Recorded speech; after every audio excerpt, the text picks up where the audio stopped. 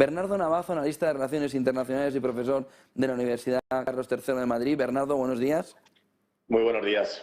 ¿Está empeorando cada vez más la foto en cuanto al calentamiento OTAN, Occidente y Rusia, dejando ya a un lado la situación en Ucrania?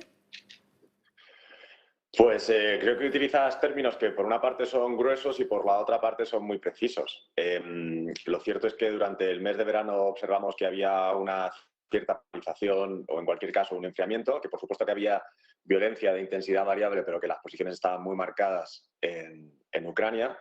Al final pensemos que en Ucrania hay una confrontación entre, podríamos decir, la esfera de influencia de la Unión Europea y la OTAN en territorio europeo junto con Rusia. Parecía que estábamos en ese momento, como decía, no relativamente calmados, pero sí que es cierto que las posiciones estaban muy divididas. En septiembre, hace 2 semanas, observamos unos avances rápidos y fulgurantes por parte del ejército ucraniano. Avances que el secretario general de la OTAN y varios otros representantes políticos argumentan que son causados por armas estadounidenses y de otros países aliados sobre el terreno. Y eso genera una situación que no hemos visto muchas veces en la historia, en la que una antigua potencia nuclear, digo antigua en el caso de Rusia, sigue siendo potencia nuclear, pero es cierto que con menos peso geopolítico, se ve amenazada en territorio que considera que es vital para su seguridad.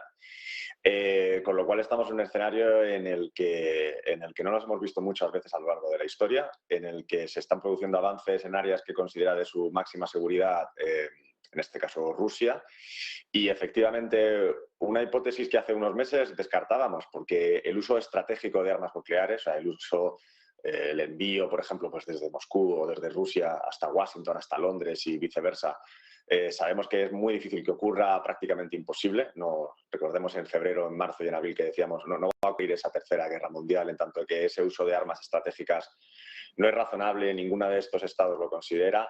Sin embargo, en este escenario en el que estamos ahora, sobre el terreno, lo que se llaman armas nucleares tácticas, uso sobre el terreno, de nuevo es la primera vez en la historia de la civilización que estamos viendo estos desarrollos y hay un elemento de incertidumbre que aumenta con los días. Te preguntaba por Poseidón. ¿Crees que hay un riesgo evidente en que Rusia haga pruebas nucleares con ese submarino que han votado en julio, que ha pasado por el Báltico, Nord Stream, y va camino del Ártico con un misil que puede ir 10.000 kilómetros de distancia y llevar un arma nuclear debajo del mar? ¿Es un salto cualitativo que Rusia haga en los próximos días una prueba nuclear dentro de ese submarino con Poseidón, con ese arma? O sea, lo que vemos es que Rusia está tratando de establecer unos ciertos límites de conclusión o ciertamente de acuerdo en relativo al, más que de acuerdo, como de llegar a una solución. Dicha solución sería aquella por la cual se anexiona a estas 4 provincias y son de facto, no de jure, reconocidas. El problema particular que tienes aquí es que en este caso el gobierno de Zelensky es muy persuasivo a propósito de no vamos a ceder nada de integridad territorial. ¿Qué es lo que hace Putin? Y lo hemos observado en las últimas 3 semanas, desde el discurso que dio en los alrededores de Naciones Unidas el 21 de septiembre, lo que se llama una especie de escalada horizontal. Anuncia una movilización parcial, amenaza con el uso de armas nucleares, sin decir si serían estratégicas o tácticas, aunque todo el mundo entiende que serían tácticas sobre el terreno. Y luego la semana pasada, lunes y martes, nos encontramos con estos sabotajes que parece, todo apunta, a que tienen autoría rusa.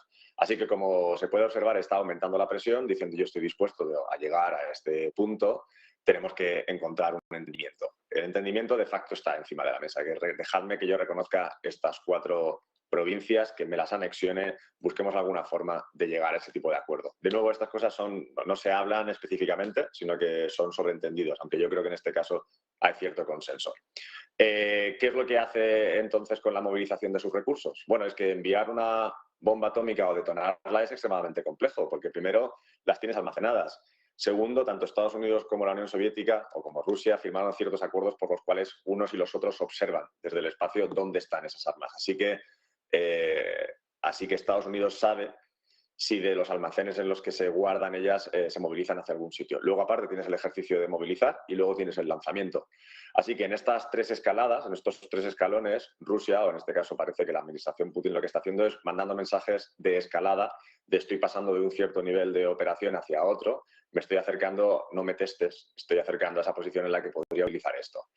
Con lo cual, lo que vemos son la Unión Europea y Estados Unidos, por un lado, enviando mensajes a Rusia, que a su vez nos envía ciertos mensajes, y lo hace con esta escalada parcial. Con lo cual esperamos que, francamente, yo creo que por el bien de todos, esperemos que se escuchen de alguna u otra forma o lleguen a algún tipo de entendimiento. Entendimiento, Macron dijo en Naciones Unidas hace una semana, habló por primera vez de conferencia de paz abiertamente. Macron es el que fue a aquella reunión en la que estaban cada uno a un lado de la mesa, como a 200 metros, metafóricamente hablando, y es el primero que ha intentado insistir en Naciones Unidas, conferencia de paz.